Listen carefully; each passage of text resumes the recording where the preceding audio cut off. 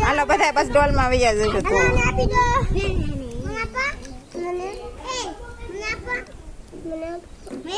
આવી જાય બધા વૈયા જાવ